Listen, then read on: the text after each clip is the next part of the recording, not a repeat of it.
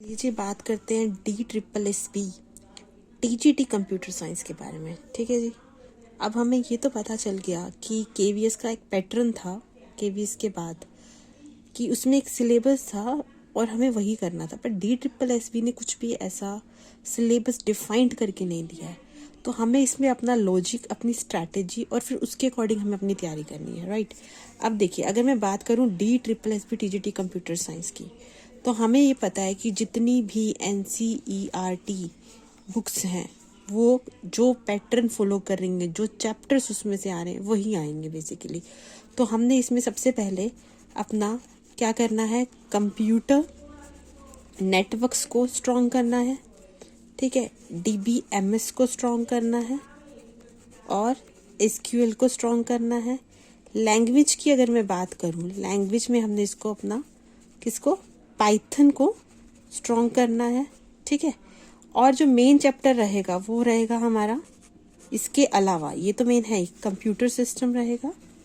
ठीक है, and organisation, जिसके अंदर हमारे क्या कवरअप हो जाता है जी, कवरअप हो जाता है हमारा डिजिटल इलेक्ट्रॉनिक्स।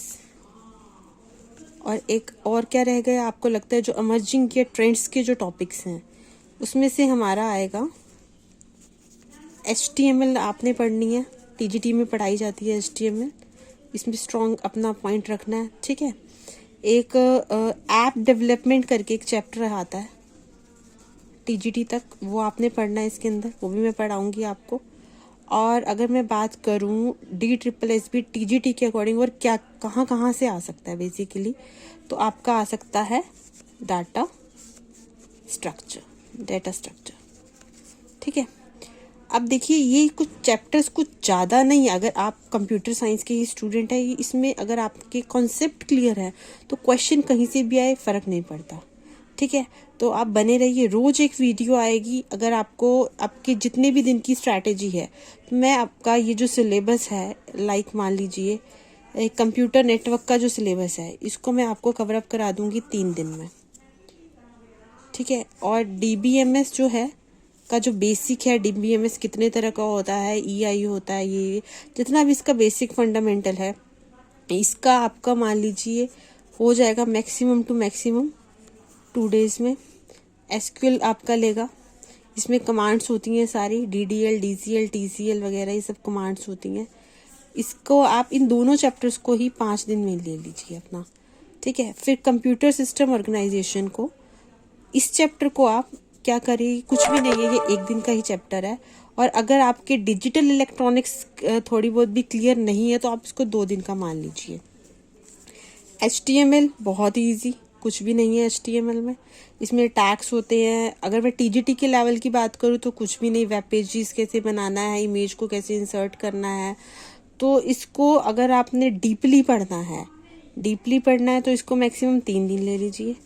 ऐप डेवलपमेंट का जो चैप्टर है इसको सबसे लास्ट में करेंगे, क्योंकि इसमें से कम आएंगे क्वेश्चंस, क्योंकि जो आपके कोर चीज़ है ना, नेटवर्किंग है आपका, DBMS है, SQL है, पाइथन है आपका, ठीक है, कंप्यूटर सिस्टम ऑर्गेनाइजेशन है, इस पे आएगा, और डाटा स्ट्रक्चर का आएगा।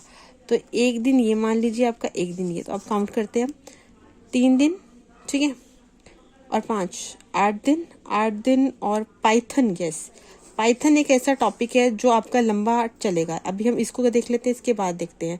5 और 3 8, 2 10 11 13 14 15 दिन में आपका ये। और हम पाइथन हम मान के चलेंगे कि अगर मुझे बेसिक ऑफ पाइथन की बात करनी है तो ये 7 डेज ले जाएगा। फिर उसके बाद इसके फंक्शंस होते हैं, फंक्शंस वाला इसका जो चैप्टर होगा वो आपका ये मान लीजिए 2 दिन ले जाएगा। अगर आपने बिल्कुल भी नहीं पढ़ा तो मैं उसके अकॉर्डिंग बात कर रही हूँ। अगर आप KVS में तैयारी कर चुके हैं तो आई थिंक ये चैप्टर आपके फिर रिविजन्स के लिए ही है। आप जैसे इस वीडियो को ऐसे देखिए जैसे कोई मूवी देखते हैं। और अगर आपने बिल्कुल नए हैं और आपको लगता है कि आपका टारगेट ही DSSB और आपको ये क्लियर करना है एट एनी कॉस्ट, तो आपके लिए बेस्ट टू बेस्ट ये रहेगा कि आप इन जो भी वीडियोस में पढ़ाया जाए, आप DSSB में जो भी तैयारी कराई जाए उसे 2 या 3 बार देख लीजिए, मोर देन इनफ है। उसके बाद जब हमारा सिलेबस कवर अप हो जाएगा और जितनी आप थ्योरी पे कॉन्सेंट्रेट करेंगे तो आप उतना MCQs को जल्दी से निकाल पाएंगे, बजाय कि डायरेक्ट एमसीक्यू सॉल्व करने की अपने पहले थ्योरी कॉन्सेप्ट क्लियर करें, सो दैट कि यू कैन टेक आइडिया। क्योंकि हर एमसीक्यूज में आपको पता है कि 4 ऑप्शंस होते हैं, और अगर मान लीजिए आपको 3 की भी नॉलेज है और 1 का नहीं पता, तो आप वहां पे उस पॉइंट पे उस एमसीक्यू को सिलेक्ट कर सकते हैं। बट अगर आपको नॉलेज ही नहीं है, थ्योरी के कॉन्सेप्ट ही क्लियर नहीं है, तो आप कैसे करेंगे? सो मेन बात यही है, ठीक है। और बाकी के जो दिन हैं अब उसमें हम क्या करेंगे, 7 to 8 डेज में पाइथन को कंप्लीट करेंगे। तो ये पूरे 30 डेज भी नहीं लगेंगे आपके, 30 डेज से पहले पहले हम इसको अपना कवर अप कर लेंगे सिलेबस को। तो इस चैनल को सब्सक्राइब कर लीजिए एंड आपको अपडेट्स टाइमली मिलते रहेंगे। और जैसे ही जो भी ये जितनी भी पढ़ाई हम कर रहे हैं उसको अगर आप ध्यान से, अगर एक बार अगर आप शार्प माइंडेड हैं, पहले आप थोड़े से अच्छे हैं कंप्यूटर साइंस में, तो आई डोंट थिंक सो कि आपको दोबारा भी देखने की जरूरत पड़ेगी, ठीक है। और ये कोई भी पेड कोर्स नहीं है, ये एकदम फ्री है। आपको जस्ट कॉन्सेंट्रेट करना है, अपना एक टाइम देना है, ठीक है। ओके।